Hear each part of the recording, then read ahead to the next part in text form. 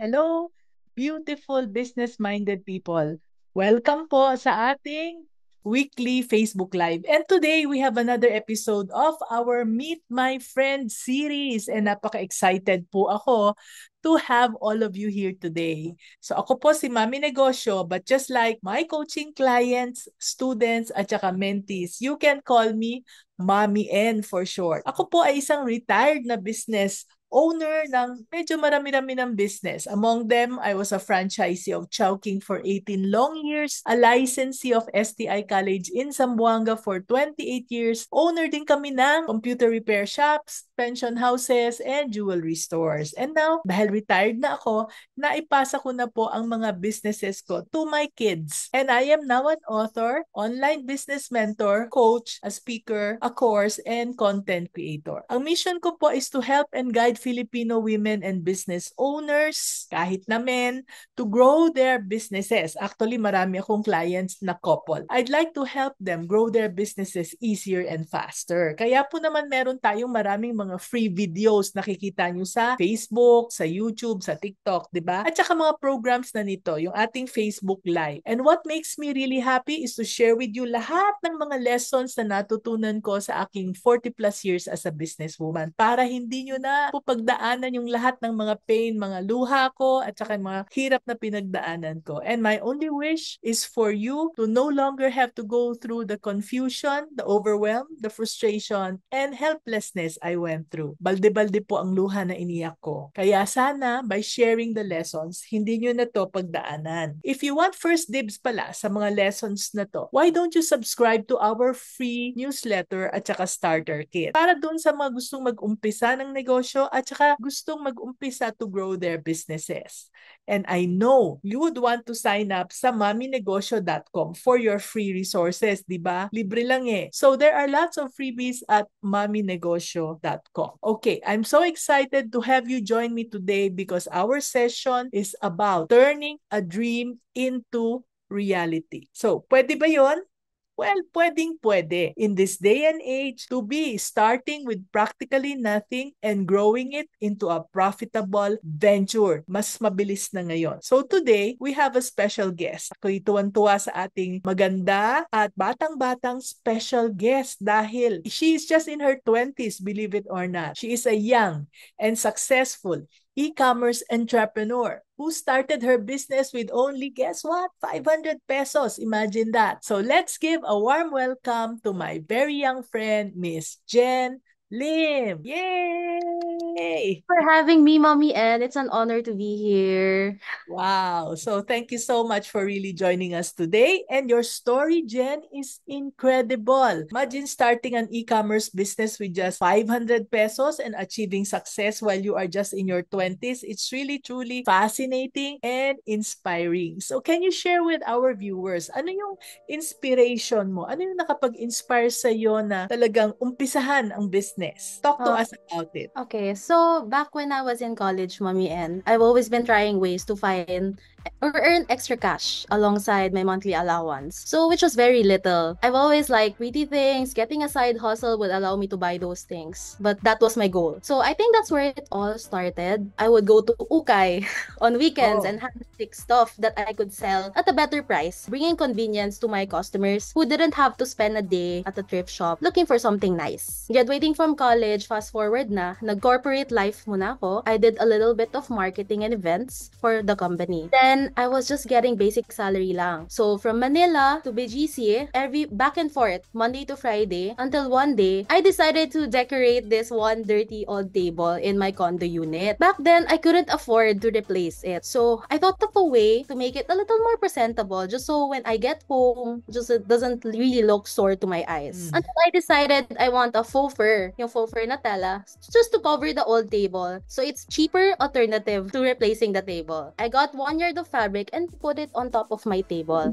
As I spread it over the table, napitan ako. Sabi ko, wait, I need more fabric.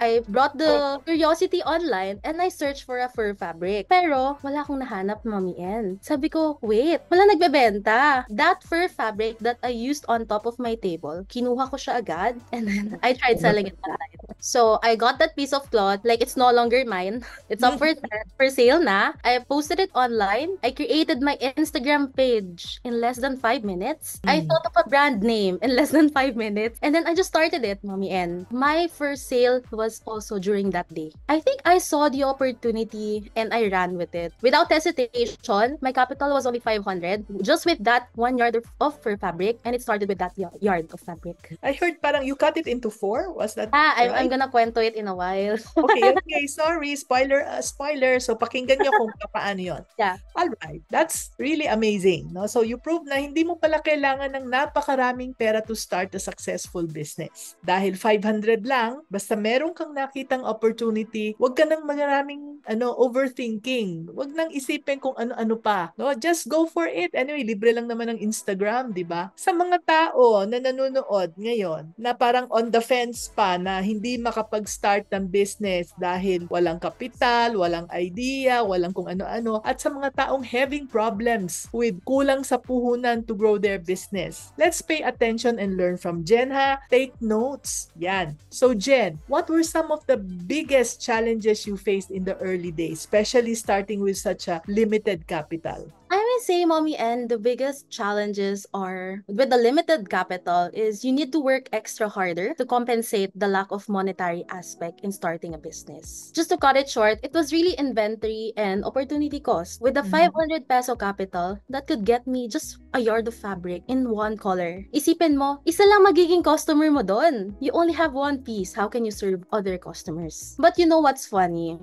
The winning product was actually dictated by my very first customer, Mommy N. I messaged him on Instagram kasi I noticed he likes taking flat lay photos of his stuff. So, just to yung flat lay, it's like when you take photos like on a horizontal manner and then you put it like this and you take photos of your products. Yun yung flat lay, right? He was a micro influencer. That's what we call it these days. Because I was selling the 1 yard, I sold it to him at 700 pesos. He asked, wala na po bang mas maliit? Masyado po kasing malaki yung 1 yard. I answered, oh, we have small size, but I didn't have it yet. I got up, I took my ruler, scissors, and started cutting the 1 yard in smaller square sizes. I was able to make 8 square cuts in 1 yard. Sabi ko sa kanya, here's the photo of the small size for 120 pesos. I got the sale. He bought it kasi it was more affordable than the 700 peso. And of course, when I made the sale, I asked him, hey, you're actually my first customer. Can you post it and you tag my shop? Because I literally have around like probably 15 followers during that time, and those were all my friends. So yeah, in less than a week, I was able to sell everything. I was able to sell the 8 pieces from 500 peso, naging 980. Naging 980 na yung pera ko. So, medyo na almost double ka na siya. I guess those challenges aside, you just really need to push yourself a little harder. I did have 500 peso as capital, but I also had grit, patience, determination, creativity, and I don't think any amount of money can beat that. Yeah, I saw that, no? I'm seeing that. Imagine, was this guy a stranger? Yung Yes, you didn't even know him, no? Although meron kang ibang followers na friends, pero the friends did not buy from you initially. It was this stranger who saw it and then talagang bumili siya and talagang binigyan ka niya ng idea kung ano talaga ang size na dapat ibenta. Ang galing. Yes, great, nandyan, no? Kapalan ng mukha, magtanong, bakit ba? Ano bang mawawala sa'yo? Pag hindi ka sinagot, okay lang. Buhay ka pa naman, di ba? Right. So again, no, that's so inspiring. And for those who are dreaming of starting their own e-commerce business, pero medyo overwhelmed kayo, ano kaya ang mga first steps, ang mga crucial first steps na pwede nilang i-take? Yan. Let's ask Jen to answer that for you. Okay. First, I guess you have to ask yourself, are you emotionally, physically, mentally ready to start a business? Kasi in starting a business, may it be a big or small capital, you need to be present especially in the early crucial stages of building a business? If no, then you can probably take a step back, reassess your priorities, work on it, and ask yourself again later. Second, you find a product. So, dito na yon. You find a product you want to purchase yourself. So, you want to find a product na customer ka rin dun sa product na yon. Meaning, find a product that you also believe in. This will help you be more confident as a business owner. Now, na-determine mo na yung product that you want to sell. Search for it sa e-commerce platforms. This is actually what I tell my friends. Just a little tip and trick on how to kickstart your business. So, search for it sa e-commerce platforms, Shopee, Lazada, TikTok, or even Marketplace, and ask yourself these questions. Is this product gonna sell? Search for like the exact or similar related products on the platform, and assess if the market share is sizable for you to even consider being part of. So, if konti lang naman na nagbebenta nun, you have to ask yourself two questions again. Oh, ako ba yung unang magsasell nito? Or is the market too small? That's why no one's selling it. So, those are the questions that you have to keep asking yourself every time you encounter another step in the business. Kasi you want to think big to earn big. You have to study the market. But then, since we don't have the means to study that, like it's very expensive to hire a research company to do that for us, kahit minor study lang. And the trick is to just observe a product line through the platform. It is free, and usually that could estimate the success trajectory of a product. Actually, Mommy N, my friends come to me and tell me, Jen, gusto mag-start ng business, but I don't know what to sell or where to start.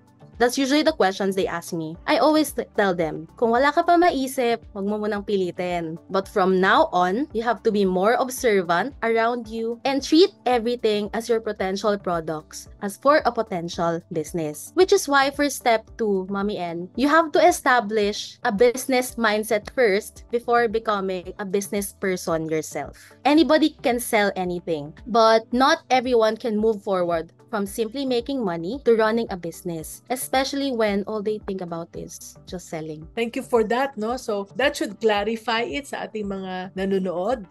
Yung iba kasi sinasabi nila, ay nako, I was born to be a business owner dahil bata pa ako, nagbebenta na ako. But now, Jen is differentiating selling from business. Napakinggan nyo ba yun? No? This is gold, wala ito sa mga libro kahit nahanapin nyo pa. No? Because this, usually, ang mga nag-i-start ng business, hindi sila nagsusulat ng libro. Kaya it's really a fantastic advice, and I hope you are taking notes because I am taking notes, okay? Alright. So, product that you believe in, that is something that you can start with. Hindi pwedeng kahit na ano lang, na nabalitaan nyo lang na yung kumari nyo nagbenta ng ganyan, gagaya tayo, no? That's not the way to start a business. Okay, that's gold, and I hope you're really taking notes. Now, let's go back. Let's talk naman about growth. So, we already talked about kung paano ka nag-umpisa, how you started with an idea, tapos how you grew it. Now, how did you grow? Ano yung mga strategies mo na nakatulong sa'yo to scale your business from 500 pesos to profit? Sabi mo 900 plus, pero tuloy-tuloy na. Yeah,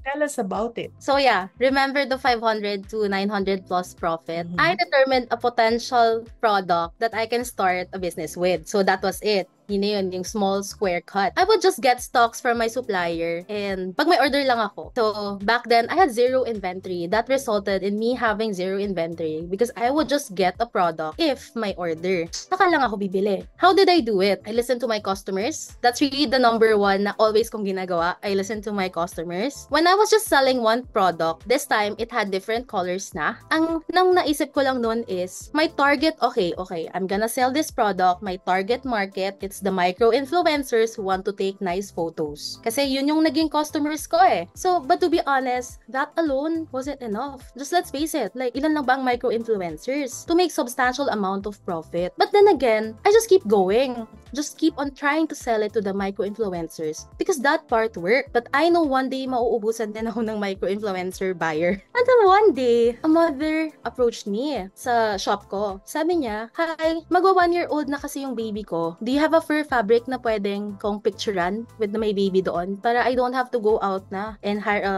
studio for a nice photo of my baby? I said, yes, meron. 399 pesos. And then, a photographer naman approached me. Sabi niya, hi, I need a fur fabric backdrop for a photo shoot. My client is requesting it. I said, yes, we have it at 799 pesos. Then, a girl in her 20s approached me and asked, hi, may ginagawa kasi akong costume for a presentation. I need fur. Do you have what I need? I said, yes, we have fur for costume making at 540 pesos. Lastly, this is gonna determine din yung pinaka best-selling product ko now. So, a woman approached me and asked, hi, I'm going to an event and the location is very cold. I need a shawl or a scarf. Tela lang bang binabenta nyo or may shawl din kayo? Of course, alam nyo na, mamiyan yung answer ko. I said, yes, we have fur shawl at 499 pesos. So, from one product, naging 10 products siya agad by just listening to my customers' needs. They were actually the ones giving me ideas on how to sell the fur fabric. It's so crazy. I didn't even have to take time and think about it. Kasi sila na mismo ang naghahanap sa akin. Akala ko dati pang picture-picture lang. But because of the request, I was able to supply their demand. At the same time, build an entire product line just based on fur. Fur and fabric and customers' needs. And that strategy was simply just expanding my product line with related materials according to customers' demands. Yeah, that's... Wow, that's incredible. Grabe, no? Ganun pala ang mapapala natin.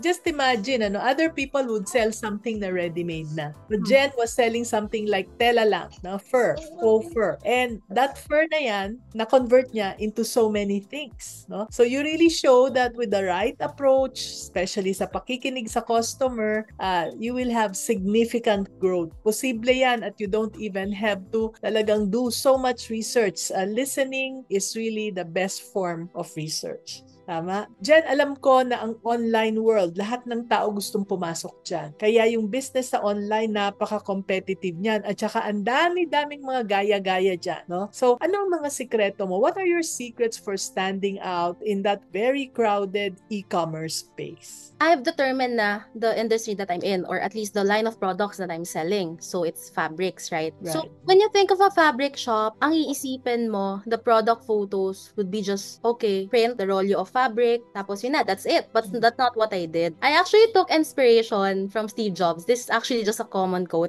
na for me, it may be common, pero I just ran with it na lang din. So, customers don't know what they want until you show them.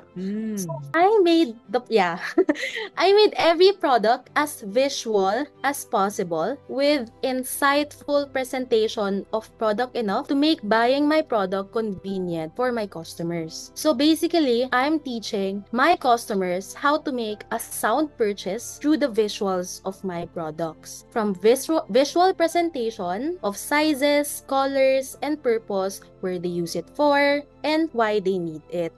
Sa e-commerce kasi, Mommy N, you always have to remember, you have at least 3 seconds. It's actually 3 seconds to catch their attention. So, you have to stand out by making your visuals presentable and makukuha agad. And yeah, to make it your own. And with that 3-second span of attention, Mommy N, you need to be able to deliver a message about your product. That way, you develop like an attractive hook for them to land on your page, and when they land on your page, you have their attention at all your products alone na lang. So once you master that strategy, I think you'll be surprised na price sensitivity actually will come second. Talagang visual talaga ang no? It's really the visual hook. Imagine 3 seconds, that's such a short attention span, but it looks like yun talaga ang dapat nating habulin, right? Pwede din yan sa ibang mga products, not necessarily for fabrics, right? And that is so insightful for all of us who would want to sell online, and especially in the platforms. Now, nag-umpisa tayo from when you started to lumalaki ka na, and then lumalaki na, hanggang I'm sure na pagdaanan mo yung stage that where most of my clients are. Ang daming lumalapit sa akin at gustong maging coaching client dahil nandyan na sila sa stage na yan, which is the stage stage of growing pains. So can you share with us some challenges you encountered, no? Yung growing pains na yan, matindi yan na, ang daming nag-give up dyan. And it's good that when I start talking to them, I tell them, ay, growing pains lang yan, ituloy mo, eto lang ang dapat na gawin. So, ano yung mga challenges na pinagdaanan mo sa e-commerce business mo, Jen, when you were growing it? Like sa year 2 probably or sa year 3? Siguro ibang challenges sa year 2 at saka year 3 or pareho ba sila? Actually, magkaiba sila, Mommy, and let's start with year 2. I used to run the business alone with the help of one staff naman. I experienced a lot of growing pains, ika nga, right? So I was focused on working in the business instead of working on the business. I thought I was doing it right na by packing the orders. Ayan, pawis, pack, punta doon, gising umaga, pack orders. And habang nagpapack ng orders, I would reply to all customers myself. But I just woke up, na-realize ko, wait, I don't wanna do this forever. Kasi if I don't work on the business, I might be doing this forever and we don't want plateau. We don't want to be a straight line lang. Even mas okay pa nga bumaba kaysa one straight line until the end. Never a good thing. So I was focusing on working on it, right? But when I started to delegate the handiwork of operations, my sales grew by a lot when I started focusing on building my business by focusing on creating more product, marketing, and sales. So basically, the trick was I just had to delegate. Yun yung naging solution ko ng year 2. Come year 4, Mommy N, ito yung medyo, I think, the breaking point if I were to close it or not. Year 4, it was during the pandemic. Grabe, I think this is the all-time high of my business. My sales skyrocketed talaga. I was really earning a lot. So, if you earn a lot, ang iisipin mo as a business owner with 4 years of experience, sasabihin mo, ay wait, hindi na kaya ng tao ko, hindi na kaya ng space ko. I started expanding agad. I started expanding my team, hiring more people, and then I started like making it a little more extra just to accommodate future sales or the future rise in sales. However, so right after the pandemic, just when things are becoming better, thankfully naman, but then on the other side of the business, my sales dropped into more than half of my pre-pandemic sales. It was that bad. So imagine, with that expansion, my sales were as low as probably 1/4 of what I was earning. It was really bad. I had to shoulder super high overhead costs just because of the expansion. It was definitely like eating humble pie. I had to reposition. So the solution naman to that, what I did, I know I had to reposition my business. Syempre may konting breakdown, but I had to get up and do the work. I had to reposition my business, set aside my emotions, and started working on the business again. I cut some cost, of course. That's what I first did. Laid off people, mga isa lang, restructured my expenses. And during this time, TikTok was on the rise. But I had no time to work on TikTok pa. Kasi busy nga ako na trying to make ends meet just to make sure na my business stays afloat. But when I was like a little calm na, I kinda had everything in place, but still, with the lower sales, I proceeded with TikTok. I knew I had to keep up with technology, so I studied TikTok for 2 months, I think. So fast forward 6 months, Mommy N, I was able to regain the pandemic sales by introducing my brand to TikTok. I'm proud to say, alongside my top performing platform, which is Shopee, parehas na sila. So from just having 2 platforms, Lazada and Shopee being the top performing platform, when I included TikTok, parehas pakapantay na niya si Shopee. So that means my sales really doubled and even like better.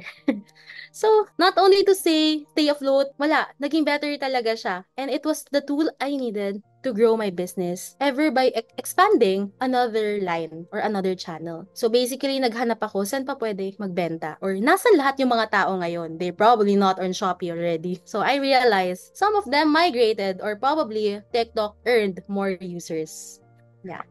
Wow, wow. Grabe, no? Ang daming strategies, no? But I don't know if you heard it. The first step really is to stop working in your business and start to delegate. Kasi kailangan over and above tayo. We should be working on our business para makapag-isip tayo ng strategy. Kasi kung minsan iniisip natin na kaya ko pa naman, sayang. Halos hindi ka na matulog, pero kaya ko pa naman, sayang yung ibabayad ko. Kasi yung ginagawa ng mga tao na i-hire ko, hindi kasing galing ng ginagawa ko. Which is not true. Maybe in the beginning, yes, but eventually, I don't know if you experience this, no, but eventually, mas magaling na sila sa'yo after a while, after you will have trained them, right? Okay, so aside from that, sabi nga niya, there are ups and downs sa business, and after pandemic, kung kailan siya nag-expand, tsaka bumagsak ang sales. So, pwedeng umiyak. Pwedeng maging depressed ng a few days. Pero after that, bounce back. Kasi nandyan yung mga tao na umaasa, and there's already the business which you have started, there are bills to pay, and you really just need to just wake up and then work on the business again. Wow. So that's great advice, no? Wala akong experience actually in managing an e-commerce business, no? What I want to know is, mahirap ba? How different is it from managing a brick and mortar store tulad nung sa amin? What do you think, Jen? Mommy N, ako, like, with mastering or at least like having fun with e-commerce, I think brick and mortar is hard.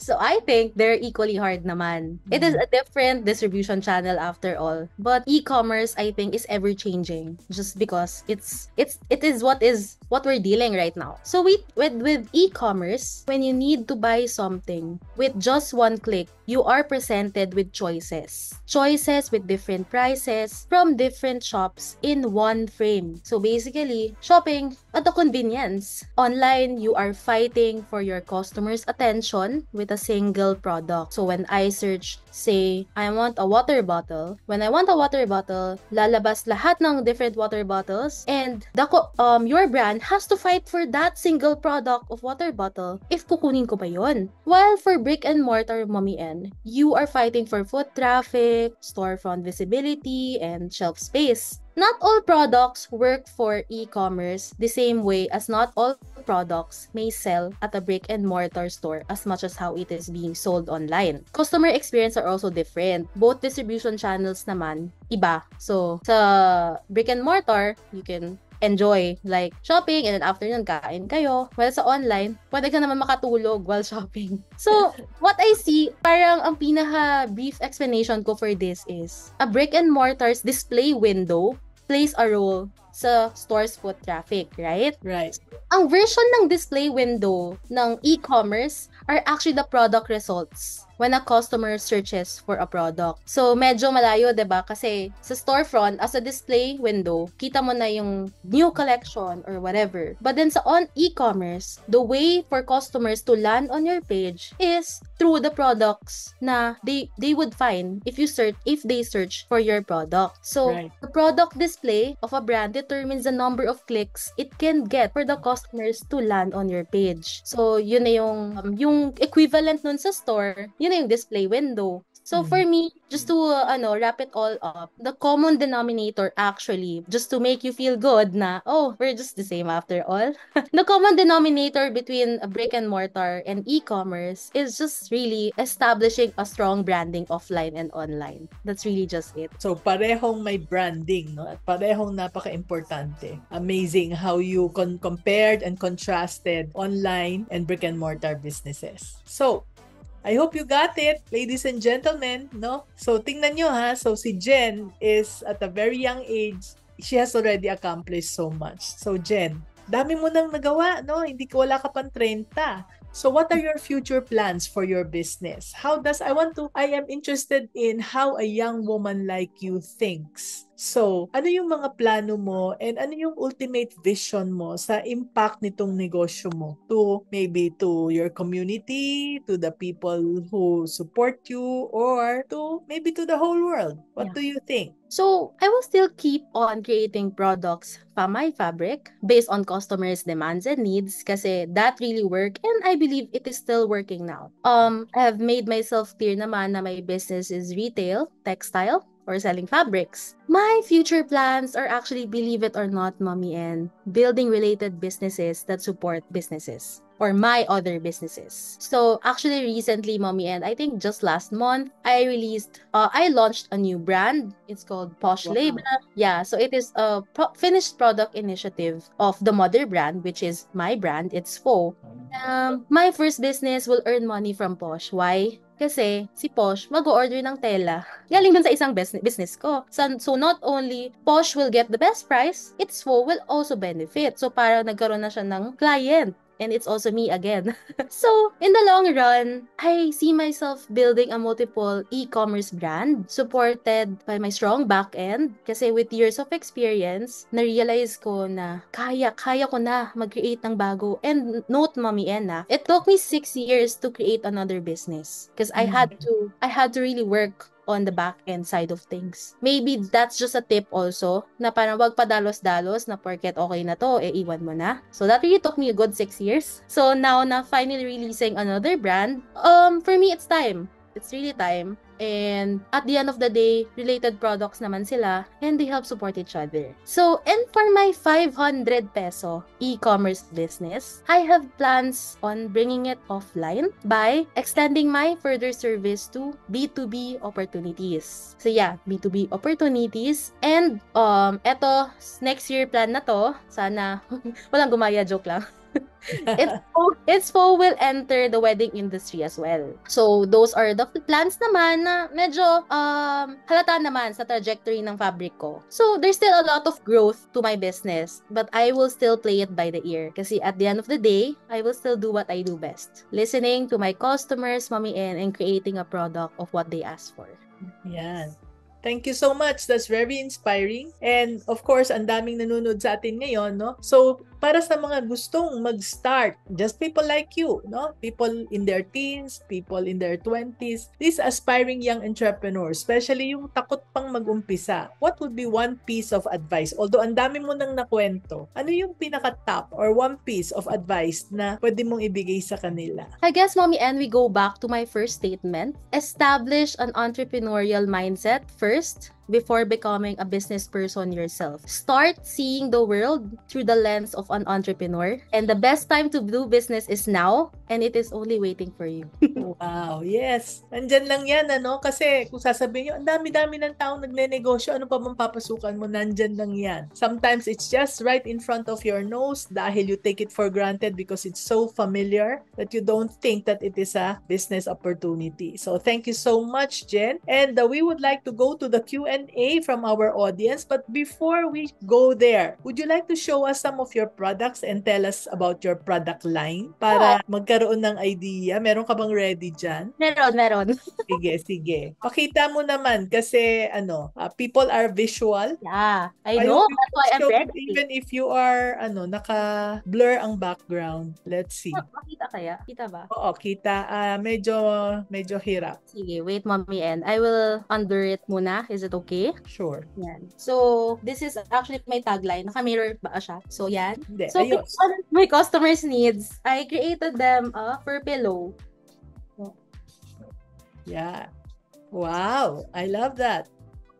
And it has a branding then of my brand. It's Fo. Okay. So, is it. I have that in white. Tablet in white. Yeah. And then, introducing my new brand, which is the Posh Label. So, matutuwa kayo kasi fur din siya.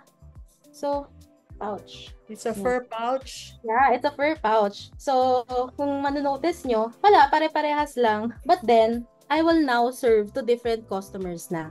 And lumalaki na yung market ko by trying to serve to another niche. That's all. That's all. So, but I saw you had different sizes and shapes of pouches. So, marami-rami pa yan. Yes, I do. Okay. So, where can they see the other products and where can they get it? Oh, so for its phone naman, I think the links will be provided, but I can mention it naman here online. We are available on Shopee, Lazada, and TikTok. Just type It's Fo PH. And for Posh Label naman, we have a website for that. I'm talking about the pouches. It's www.poshlabel.com. Yeah. Yan. Wow.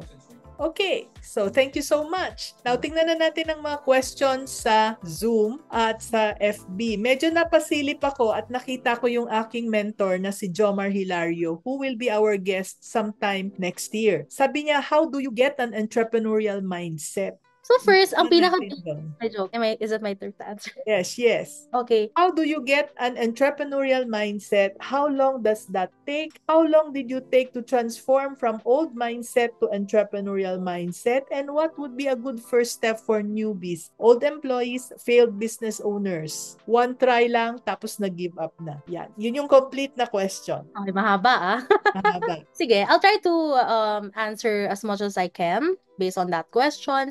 Mommy, and yung entrepreneurial mindset, I feel like the earlier you are exposed to it, the more na you can practice it. So, kaya sabi ko kanina na just today, starting today, start viewing the world with a lens of an entrepreneur. Kasi it might be tomorrow na you're ready or next year. Pero for me, I guess, growing up, I grew up in a household na who does business. My mom does business. My lolo does business. So, it's more like, dati pa lang, when I was young, I was already exposed to doing business. So, I would go to work with them, ganyan. So, bottom line, I'm not saying na I already know at a young age, right? But just being exposed to it, naging norm mo siya. And at the end of the day, parang you trained yourself just to look at the world with an entrepreneurial mindset. So, that's one. Kasi once you have or develop this habit of viewing things differently, it will change the way you see things. For example, this Tumblr, right? A normal person or like yung hindi wala pang entrepreneurial mindset, they would see, oh, a normal Tumblr, right? I will sip it. Yeah, it's nice. It's insulated, right? But if you had an entrepreneurial mindset, ang sasabihin mo na parang, oh, how much does this cost? Is this, mahirap kaya to gawin? Do they need alternatives for this? Tingin mo, paano kaya to pag binubuhat? Oh, may handle na. Paano pag hands full yung person? Paano niya bibit-bitin to? Oh, maybe I should create a bag for it na para hands-free na yung person. So it's just asking yourself multiple questions every day. That's actually how you can kickstart by actually being curious about everything. The more you ask yourself question, one day, yung question na i-ask mo, that's gonna be an idea already for a potential product. Yan. It's really curiosity, no? Kaya there are some people who came from business families just like you na madali, no? Parang normal na kaagad. And there are also some people who come from employee families. Yes. As long as they are curious, it's easy for them to venture into entrepreneurship. So, for the parents here who are watching us, so if you are entrepreneurs, huwag kayong matakot na paglaruin yung bata, yung anak ninyo, doon sa place where you are doing business. Ako, bit-bit ko yung mga anak ko, gumagapang-gapang, hindi pa naglalakad, gumagapang na sila sa sahig noong aking opisina kung saan ako nakikipag-meeting at nakikita na nila yan. And somehow, I did not even have to tell them, hey, you be business owners, but they had that mindset na, okay, paglaki ko, I'll be like mom, I'll be like dad, na I will be a business owner. Mas madali, no? Medyo mas mahirap kung hindi sila exposed sa ganung environment. But it's now time for you to start para yung next generation ninyo exposed na. Di ba? Okay. So, let's look at other questions here. So, sabi ni Lan Perez from Facebook, the hardest for me was to delegate, sabi niya. As I learned to let go and trust my team, mas gumaganda ang flow ng business and I was able to expand. I guess he was just sharing, no? So, for those na hindi pa gustong mag-delegate, please, mag-delegate na kayo para you can work on the business and not in the business. So, may question dito. How did you deal with unhappy customers or negative comments when you were starting out? The goal is to always turn the frown into a smile. Yun lagi nyo isipin, right? So, you have to listen to your customers' issues towards your business and take it with a grain of salt. So, kung may sinuggest sila, hindi naman laging kailangan nyo sundin. At saka kung may complaint sila, that you have to listen. And then you have to reassess it sa team mo. The best service you can offer actually is just making sure they get their money's worth. Yun lang talaga, regardless of what they say, regardless of what you guys offer, just to make sure na if they paid, say, 500 peso, the service or the product, whatever you give them back is worth 500 peso. So yun lang yung lagi niyong isipin. So no matter what it takes, they have to get their money's worth. So if they receive the damaged item, give them options as how you can proceed with the issue. Like, hey, I'm so sad, I'm so sorry, ganyan. Do you want us to send you a new item? It's normal to incur costs, especially when you are dealing with customers. But these are just my minor details, minor costs that you have to take in order to grow. Kasi what if tama pala sila? Just take it. At the end of the day, parang sila naman din yung nagdi-dictate ng products na ibebenta natin eh. So why don't we just listen to them as well? Yeah. Right. At saka, generally, no, I've been in business for more than 40 years. Hindi naman manloloko ang mga customers. Kung manloko man sila once, hindi ka naman nila lolokohin ulit and ulit, again and again, to the point na mababankrupt ka na, hindi ba? So, yeah, listen to customers. I guess that's a very, very sound advice. Yay. Okay. So, next is, may nagtanong daw na, is Mommy in accepting coaching clients? Yes, just message me if you're interested. I'm accepting coaching clients. Actually, meron akong bakanting 2 slots for this coming December. So, if you're interested, kung titingnan natin kung fit tayo ha, hindi siya guaranteed that if you come and apply, I will accept you. But if merong fit, then we will be able to, as long as I know that I can help you and you are a person that can really be helped, then we can come up with a coaching agreement. Okay, next. Sabi, ang tanong is from John Leong. Do you manufacture the bags yourself or did you source a manufacturer for you? Oh, thank you for that question. Yung sa bags or sa pouches ko, I actually, if you ask me, I know how to sew it myself. I actually did outsource it. I actually look for a group of mananahis to do it for me kasi I also want to help employment sa kanila, labor opportunities, ganyan. So, hindi ko siya in-import this time. It's purely local, purely made in the Philippines. Yeah. Okay, great. Next is from Kay. Can you advise on how to take engaging photos, reels, videos on social media, like any basic photography, background settings, photo, video editor apps that you may recommend? Oh, okay. So first, I guess this is pinakasikat na siguro na app on sa computer. Download Canva. You can make your products look a little more professional and provide more visual value to your customers for convenient buying. Canva is one. Next is you have to keep on looking for things online. So, dapat meron kang inspiration. So, go to Pinterest, go to Instagram, go to a website of your related products and see, how do they sell their products? Hindi ko naman sinasabi na gayahin nyo sila. It's just more on get inspiration kasi at the end of the day, you have your own branding. So, once you get inspiration, you get up, take your phone. Even with phone, it's okay. Take your phone, just make sure that there is enough lighting. Right now, Mami N, mura naman na ang mga ring light. It's so accessible. Like, it just less than 1,000, you can get yourself a ring light. That might be like a cost, pero you can reuse it over to 100 products that you are about to sell. And i-Canva mo na lang siya.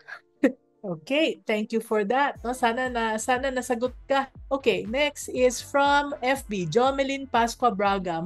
Madam, do you allow or do you accept, I guess, resellers? Yes, I do. I actually have resellers. Message us.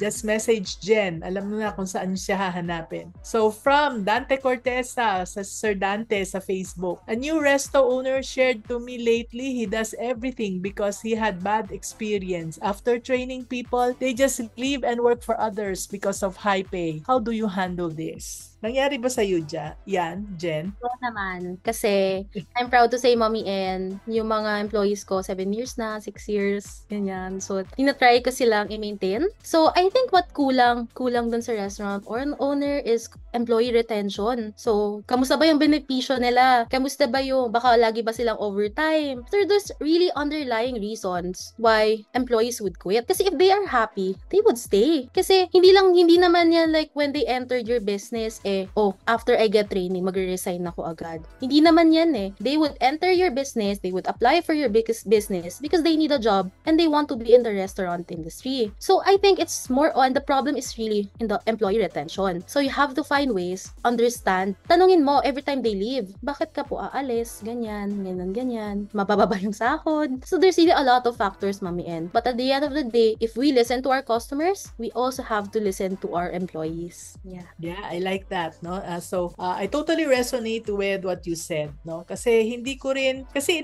kuminsan iniisip natin na, ay nako, nanakawan lang ako niyan. Ay nako, ganyan lang yan, gusto lang matuto, no? So you are right, no? I like your perspective. When they came to apply, they did not have that intention. They had all the intentions to work with us. But whether they stay with us or not, that will depend on the culture that we have in that workplace. O kaya kung paano natin silang tinitreat. Are they treated like people or are they treated like machines? Or they are treated like animals? Then kakaiba yan, no? Kaya aalisan ka talaga. And kung minsan because of their anger, because you shout at them in front of other people, tapos you don't pay them well and you don't care whether they are tired or whatever they are feeling. So kung feel nila na hindi mo sila, you don't care for them, then they won't care for you. That's why I have a saying that says, take care of your people and they will take care of you. Well, you agree with that? Okay, great. So let's go to the next one. Si Lay, paano mo ba lalakihan yung business if meron kang mga utang na dapat babayaran? Like yung kita mo, mapupunta lang sa utang pambayad. Would you have an answer for this? I think, Mommy N, ang pwede mong gawin is to restructure your loans. I think that's an important part in learning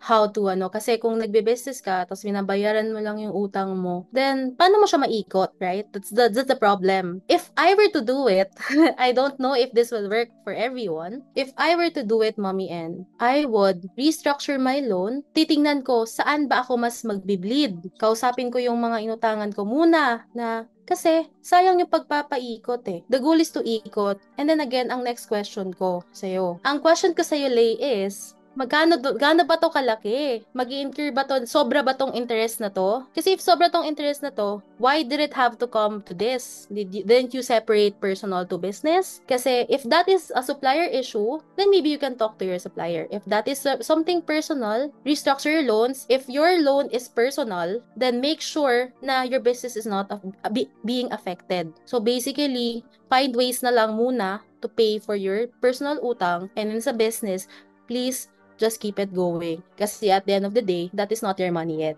Thank you for that, no? And I would like to add to that as well, Lay, no? Para ma-solve mo yung problema mo, dapat malaman mo kung paano ka napunta dyan. No? Bakit ka nagkautang-utang? Is it because hindi mo hiniwalay yung pera mo at saka yung pera ng business mo at nagamit mo yung pera ng negosyo?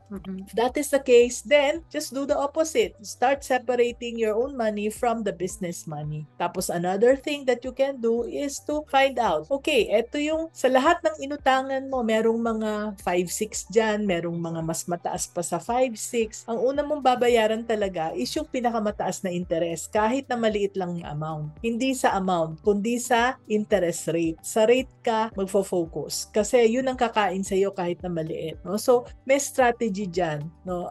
Pero ang talagang pinaka-importante is paano ka nababad sa utang. Dahil kung ginagawa mo yung dati mong ginagawa, lalo kang lalalim at lalalim sa utang. Yan. No, I hope that helps. So si Mark Torres naman, where do you learn things you needed to learn when growing on the technical side of business like accounting, HR, inventory, branding, etc. So Mark, magpa-plug na ako. Meron tayong course dyan. No? Just message me and I will sell that course. Si Jen kasi is a graduate of entrepreneurship from UST. Right? Yeah. Correct. So you learned all of that in school, but then a lot of the things, tell them, a lot of the things you really learned where? As you do the business and when you study, yeah. Yeah. So pinag-aralan sa school, yes, pero nandun lang yan, no? Nasa taas lang yan. Kaya maraming mga business course graduate, entrepreneurship course graduate na hindi talaga makapag-umpisang magnegosyo. Correct. Until they really start. And once they start, doon nila maintindihan yung lahat ng pinag-aralan nila. Ano na nga yun? Ano na nga yun? And that's how you really learn. Okay. So, si Joriel Day Araw, how different is marketing your brand through your own website and through marketplaces like Shopee? Website is something na you call your own. From the link itself, you can actually like create it, your brand. So, si website kasi, you need extra push from other people to land on your website. While Shopee, TikTok, Lazada, they have millions of budget to have users land on their page. But, yun nga, you have 3-second attention. Since it is free, technically, to sell your stuff online, kailangan magagawan kayo for a spot. While sa website naman, kahit may bayad naman sa website, you still need, the burden is on you. You still need to get traffic on your website. While the Shopee platform, TikTok platform, they have the traffic. So how do you drive traffic to your website? Is it through the ads? Yeah, mostly it's ads. But usually what brands do these days is they develop a strong Instagram page. So they would drive ads there as long as sa Facebook, as well as sa Facebook, develop a strong branding, and then redirect them to a website. Kasi totoo naman, iba naman talaga if people are gonna buy from your page talaga than Shopee, Lazada. Sa Shopee, Lazada naman, mommy, and ang napansin ko lang, ang pinaka-advice ko and observation, usually, it's harder to convert sales by ordering through website than converting sales through the Shopee account, Lazada, ganyan. Why? It's because it's so easy to check out with those platforms. They have COD, your address is registered, so just with simple click, you don't have to input everything na. But with the website, unless you have repeat customers, but then that's kind of rare, you have to input your name, business address, and dun pa lang, pinagtrabahuhan mo na yung customer mo. What if he was not really keen on buying? Di sayang na, naging abandoned cart na siya. But then with Shopee, kahit nga wala kang pera, kahit i-cash on delivery mo na, nandun na, the order will fly already. So what I'm hearing is it's easier to sell on the platforms than in your own website. Okay. Thank you for that. I hope it helped, Joriel. No? Ito si Vina Cabriga. What tips for remittance business? Would you have tips for remittance business? Not familiar. Maybe Auntie you can share. Depende kung anong problema mo sa remittance business. So it's hard to give you a tip. So tell us what you're struggling with, at what stage of business you are, para mas madali naming masabi kung ano yung kailangan na tips na ibigay namin sa iyo. Okay, next, Eliza Babas. Sabi ni Eliza, I just want to have an idea, malapit na rin po kasi ang holidays, so regular customers want gifts. What things would you suggest that will benefit business for their marketing at the same time? Holiday sets. Of course, that's a no-brainer. You have to offer something new for the holidays. Even if it's not a new product, turn it into a promotion, into a good bundle deal. Kasi during Christmas, dyan, bilihan lahat, right? So you have to exhaust every marketing idea that you need to have because you only have 1 month or 2 months to make that happen. And ang pinaka-basic doon is you want to increase your basket size, kaya kailangan mag-bundles ka. Just buy 3, get this for this price, ganyan-ganyan. Tapos gandan mo konting packaging. If that product can come off as presents, then make sure na when they order it, ready to gift na siya. Yeah. So Christmas bundles daw, no? So I hope Eliza, nakatulong ito. And okay, next is Alan Jose. Hi, can you maintain the standard of your service given that each person has different skill level? What's the best strategy to make every member on the same level? To make sure that every member is on the same level. Siguro the sewing strategy, probably? For the sewing part, yung sa Posh label kasi outsourced siya, right? So maybe we can base it off of its faux dun sa 500 peso business ko. So what I did is, to be honest, yung people naman, iba-iba naman kasi sila ng skills, right? So you have to acknowledge that. If you notice na your employee is really good at communication, ganyan, then siya yung ifa-front mo when it comes to picking the dispatch team picking up the parcels, ganyan. So, siya ang makikiusap, ganyan. Tapos, if your one employee is super good sa detail, ganyan. Usually, I base it off of characteristics, ganyan. Kasi the skill can be taught. Like, the packing of orders can easily be taught, right? But then, not everyone has the same characteristics in, like, how they handle things. So, usually, I just fine-tune everything according to who they really are, ganyan. Yung hindi ma-train. Yeah. same philosophy din kami, no? I believe that once the person is hired and once they are regularized, you really need to keep them na. Parang kung may commitment ka na regularize mo na eh. So, kung hindi mo sila nilagay sa tamang lugar, it is your shortcoming. Kaya hanapan mo ng solusyon yan. And there is always somewhere where I can put somebody. 40 years na akong nag-handle ng tao, walang taong nasasayang. May mga talent ang mga tao. Kung minsan hindi lang nila alam, hindi nila na-discover, ikaw pa ang makaka-discover. Kaya when you discover their talent and they're very happy where they are, alam nyo, hindi na sila aalis sa inyo, doon na magre-retire. That is for the previous generation. Baka sabi nyo, ngayon hindi na ganun. But in my experience, ganun pa rin sila. Because they saw how much you were able to see the talents that they have. So parang feel nila na aalagaan mo sila ng mabuti. Sana nakatulong yun. Okay, next one. How to handle po ang mga employees na nagnakaw at umamin naman sa kasalanan? Do we need to give them another chance? Do you have an experience like that? Me, Mommy N, wala pa so far. Wala pa so far. So I will take this if it's okay with you. Yes, of course. Sige. Never give them another chance because they will steal again. If they stole before, they will steal again. I fired a person, a janitor who stole for me 1 peso. You may say that I am heartless, but that is the philosophy there is if you cannot trust them with 1 peso, how can you trust them with 100 and 1,000 pesos or 10,000 or even things in your place? Okay? Stealing is a values issue. Values yan. Hindi yan nagnakaw lang dahil meron pa rin matinding pangangailangan. Because there are so many things that you can do kahit na may matindi kang pangangailangan. One thing you can do is to come to me and ask me, di ba? Bakit mo kailangan nakawin? Kasi value mo na okay lang para sa'yo, okay lang ang magnakaw. So ako, my stand is I won't give them another chance. In fact, kami talagang pinapapulis namin, pinapablatter namin, ipapakulong namin kung pwede. Gagawin namin ang lahat ng makakaya. Not because I want to punish this employee, but because I don't want him to be a bad example. Kasi pag bibigyan mo pa ng chance o kaya patatawarin mo o kaya sasabihin nila, isoli lang nila yung pera, wag mo na silang ipakulong. What you are trying to show to the rest of the team, to the rest of the employees is, ay okay lang pala magnakaw, baka hindi tayo mahuli. Pero kung mahuli tayo, anyway, isoli lang natin, okay na eh. Bibigyan pa tayo ng another chance. Now, the question is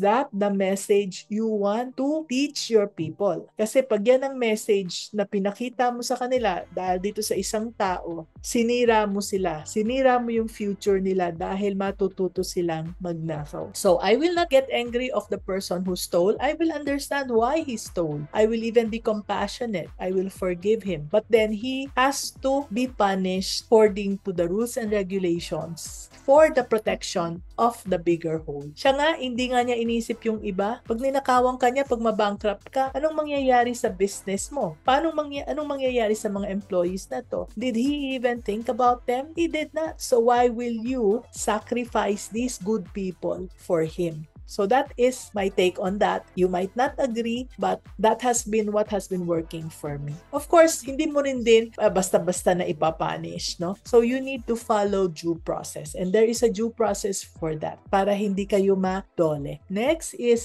this is Niria. How to maintain business cash flows po. Yeah, business cash flow, Jen. Well, you have to at least like have things separately, right? So, to maintain a good cash flow is you have to at least, ang pinaka feeling ko na mag-work is 4 accounts, right? One for the operations of the business. Second is for personal. This is where your salary goes. And then third is for the reinvesting of things. So, dito papasok yung when you purchase more stocks. Ganyan. The first one, by the way, is for the operations expenses. The one where you will get the salaries from, the rent, all the other supplies. And the fourth is, ito yung money na ilalagay mo when you want to, this is the pot that you will get if you want to reinvest for another business or expansion. These are the 4 things na isegregate mo sila by a percentage. Depende kung magkano mo sasahuran yung sarili mo. But you have to have 4 bank accounts, separate them, and to have a healthy cash flow.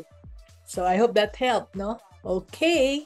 Ito, si Marjorie Hoven. How to stand out in a platform where if your product is saturated with sellers with low price products but lower quality. Lower quality yung competitors, Lower correct? quality ang competitors, yes.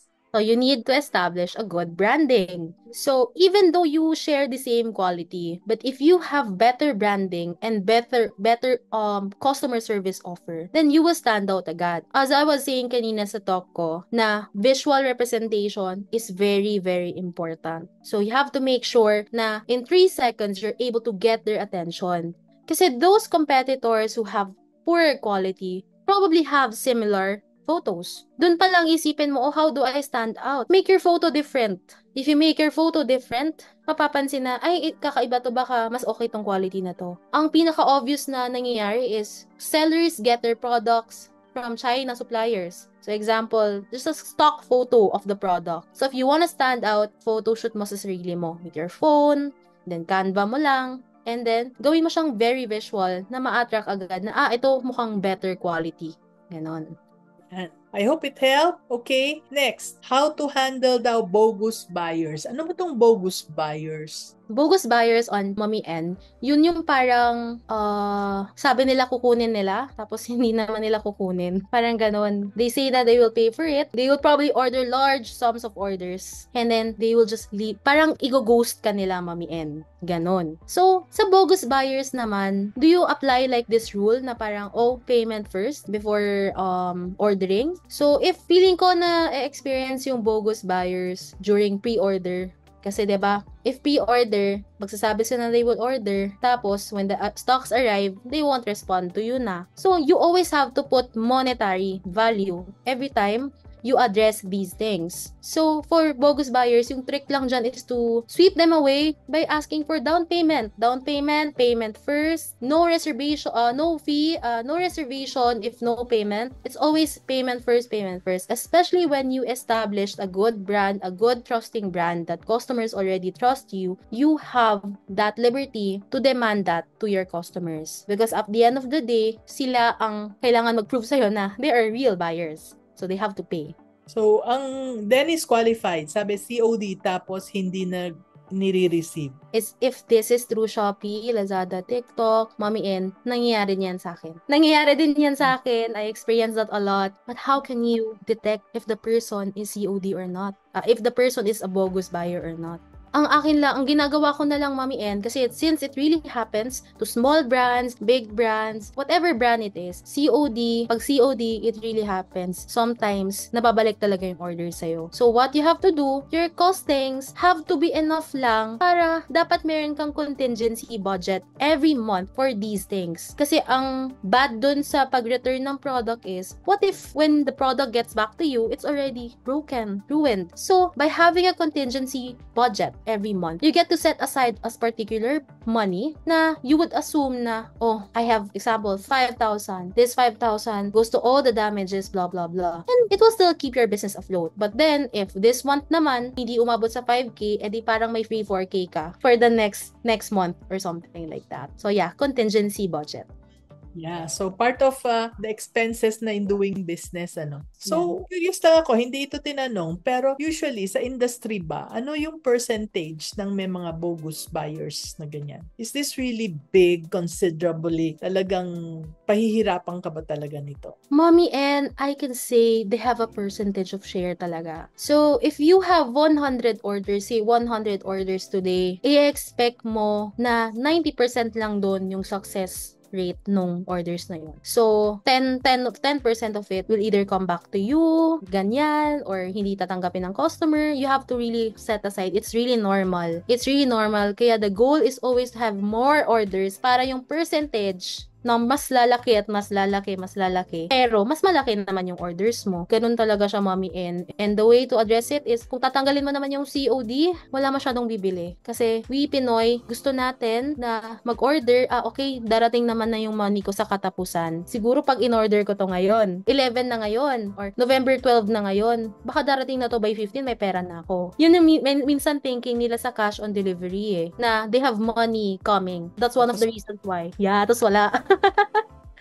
So yeah. Yeah. Okay. So, mukhang wala na tayong question. Meron isa dito na nagtanong. Mami N, meron po ba kayong video about sa company na delayed magpasahod at di na ibibigay ang ini-implement ng government salary increase? I love watching all your reels po sa pagnenegosyo. So, kapag ganyan naman ang company, maghanap na kayo ng iba kasi hindi naman kayo pinahalagahan. 'Di ba? Pwede ninyong isumbong sa DOLE, pwede yon, no? But then, ang point doon is, kung ganun ang pananaw ng company sa kanilang mga empleyado, it means that that company is not a company that you would want to stay with. So, start looking for another employer na. Huwag nyo nang pagtiyagaan, okay? Pinaka-minimum yung nagbabayad ng on time eh. Okay, I guess we don't have any more questions and therefore, to everyone who watched, no, nagtanong-tanong ng questions, maraming salamat. And Jen, ang dami naming natutunan sa'yo. Salamat sa pag-share ng journey mo sa amin ngayon, especially the questions that you answered. No? Thank you so much. This has been such a wonderful opportunity to be able to ask you all of these questions. It's such an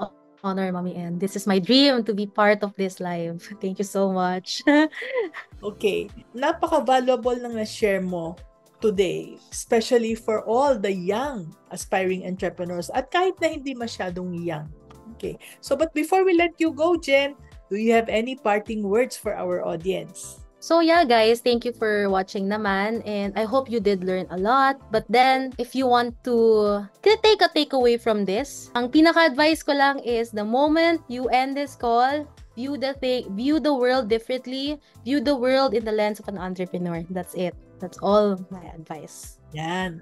Okay. So maraming salamat uli, Jen. It's been an honor. And for those in the audience who want to get in touch with you or to learn more from you and your business, what's the best way to do that? Well, they can reach me through my Instagram. It's at JenLimX. Okay. Yes, may X lang. Okay, perfect. Sa ating mga viewers, salamat sa panunood. Tandaan, walang imposible basta may sipag, tiyaga at konting tapang. Hanggang sa muli, keep shining, and don't forget to like this video, share it with your friends, no? And most of all, if you want to learn more, remember to sign up sa aming newsletter and get your free starter kit sa mommynegosyo.com. Yeah, see you in our next live next Tuesday, ha? Every Tuesday tayo, 3 p.m. again. Next Tuesday, ang ating interviewin ay ang aking friend na si Shari Ann Pineda. She's the founder of Shepherd Global Bookkeeping Services and the Bookkeeper Secret Academy. So bookkeeping ang pag-uusapan natin dun sa may mga questions na yan dahil Shari has helped thousands of entrepreneurs master their finances. Yung mga nagtatanong tungkol sa utang, tanungin natin siya. And you can ask her many questions about bookkeeping. So see you next Tuesday, November 19, 3 p.m. ulit. Bye for now!